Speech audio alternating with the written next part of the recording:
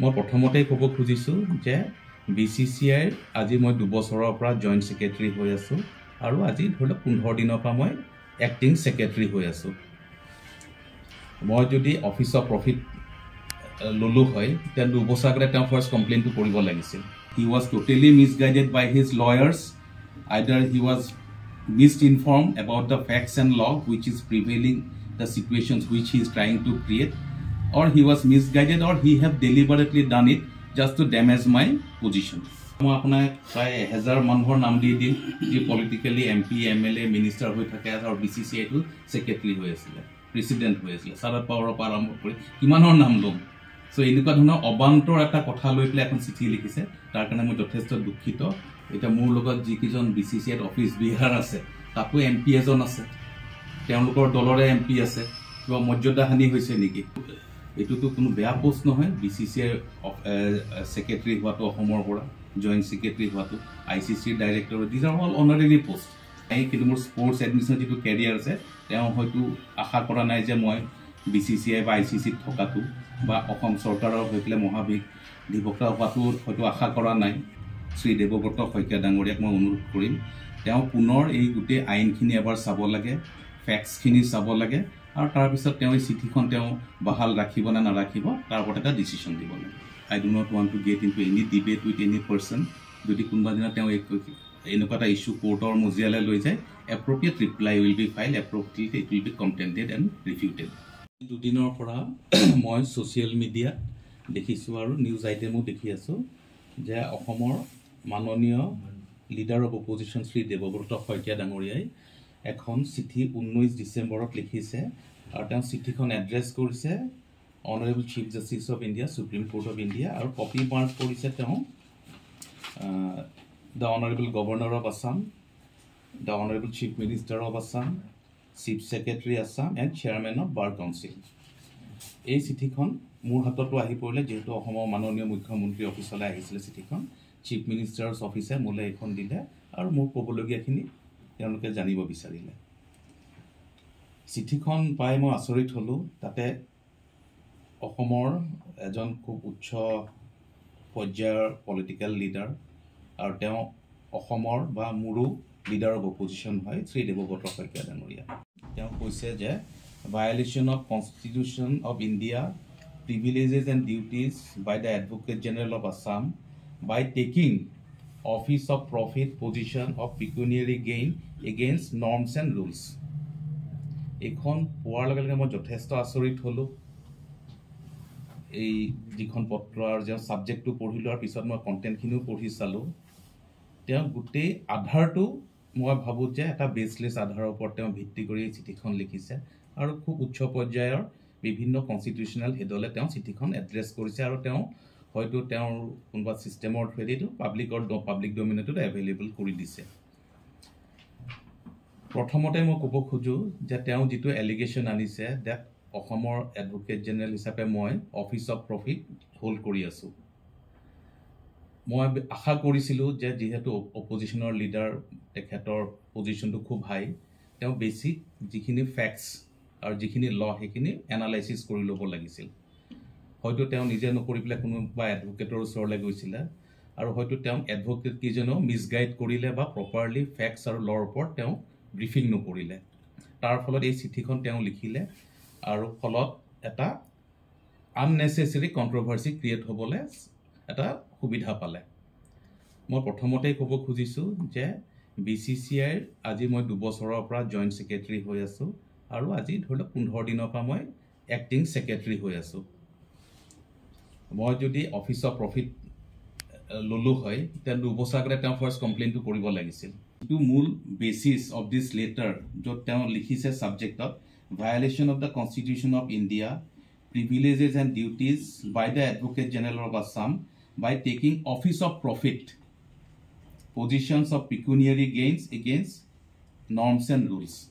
so gote foundation to eta nai so hekarne moi akha korim tekhete ei চিঠিখন withdraw কৰি লব লাগে বা তেখেতৰ এডভোকেটৰ ওচৰত পুনৰ যাব লাগে গৈ পেলে বস্তুটো ক্লাৰিফিকেশন লৈ পেলে তেওঁ ইয়াৰ ওপৰত এটা ক্লাৰিফিকেশন তেওঁ মিডিয়াত দিয়ক বা যিসকল ব্যক্তিলে তেওঁ এই চিঠিখন লিখিছিলে তেওঁলোকলে ইয়াৰ ক্লাৰিফিকেশনটা দি পঠোৱা উচিত মই ভাবো যে he was totally misguided by his lawyers. Either he was misinformed about the facts and law which is prevailing, the situations which he is trying to create, or he was misguided, or he have deliberately done it just to damage my position. Office of Profit projujjo hoy in respect of MP MLAs. Advocate General ক্ষেত্ৰত Office of Profit কোনো condition নাই। তেওঁলোকে এটা কিবা rule 48 এটা আনিছে, সেইটো applicable নহয় Advocate Generalৰ লগত। সো বেসিক ক্লাৰিফিকেশনছ খিনি লৈ ল'ব লাগে। মই আপোনালোকক মিডিয়াৰ আগত লিগেল এডভাইস বা লিগেল অপিনিয়নো নিদিও, কিন্তু মই এটাই ক'ব খোজো যে গোটেই চিঠিখনৰ আধাৰটো ভুল, অবাস্তৱ, কনকক্টেড উইথ এ মোটিভেশন এই চিঠিখন লিখা হৈছে আৰু এইটো পাব্লিক ডমিনত ঘূৰাই দিছে। হয়তো মোৰ পলিটিক্যাল কেৰিয়াৰটো মোৰ নাই, কিন্তু মোৰ স্পোৰ্টস এডমিনিষ্ট্ৰেশ্যন যেটো কেৰিয়াৰ আছে, তেওঁ হয়তো আশা কৰা নাই যে মই BCCI বা ICC থকাটো বা অসম চৰকাৰৰ হৈ পেলাই মহাধিবক্তা হোৱাটো হয়তো আশা কৰা নাই। কাৰণ ডেইলি মোৰ কোৰ্টতো মই যিখন চৰকাৰৰ হৈ পেলাই আছোঁ, সদায়তো মোৰ ডিবেট চলিয়ে থাকে অপজিশ্যন পাৰ্টিৰ কেছবিলাকৰ লগত। তো তেনেকুৱা হ'বও পাৰে। মই 2021তো তেওঁৰ বিৰুদ্ধে এটা কেছত এপিয়াৰ কৰিছিলোঁ। তেওঁ যেতিয়া 2021ত লিডাৰ অফ অপজিশ্যনৰ পৰা আঁতৰাই দিয়া হৈছিলে, তেতিয়াৰ স্পিকাৰ আছিলে মাননীয় আমাৰ হিতেন গোস্বামী ডাঙৰীয়া স্পিকাৰ আছিলে। সেইখিনি সময়ত কংগ্ৰেছৰ কেইজনমান বিধায়কে পাৰ্টিৰ পৰা ওলাই অহাৰ ফলত তেওঁ মাইনৰিটি হোৱাৰ কাৰণে তেওঁ লিডাৰ অফ অপজিশ্যনক আঁতৰাই দিয়া হৈছিলে। সেই কেছটো হওঁতে মই তেওঁৰ বিপক্ষে আইনী যিখিনি মোৰ দায়িত্ব আছিলে মই কৰিছিলোঁ, আৰু সেই কেছটো হয়তো মই জিকিছিলোঁ, মোৰ পক্ষ জিকিছিল। অৰ্থাৎ সেইখিনি সময়ত মোৰ ক্লায়েণ্ট আছিলে স্পিকাৰ অফ আছাম। স্পিকাৰক মই ৰিপ্ৰেজেণ্ট কৰি সেইখিনি সময়ত লিডাৰ অফ অপজিশ্যনক আঁতৰাই দিয়া কেছটো মই জিকিছিলোঁ, য'ত দেৱব্ৰত শইকীয়া বিপক্ষে গৈছিলে। হয়তো তেনেকুৱাও কিবা কাৰণ থাকিব পাৰে, মই নাজানো, কিন্তু মোক টানি অনাৰ কাৰণে মই যথেষ্ট দুখিত। আৰু এই ধৰণৰ কথা হ'লে কি হয়, সদায় কন্ট্ৰভাৰ্সি এটাত মোক সোমাই দিয়া হয়, যিটো মই নিবিচাৰোঁ। Political leader who is holding the post of leader of opposition in the assembly, he is next to the chief minister. If you look at the protocols of assembly or the parliament, the leader of opposition is a very high post. So while making this kind of allegations, the basic things should be clear. So I humbly request the honorable leader of opposition of Assam, he is also my leader of opposition in the state of Assam, Sri Devobrata Shoikia Dangoriak মই অনুৰোধ কৰিম, তেওঁ পুনৰ এই গোটেই আইনখিনি এবাৰ চাব লাগে,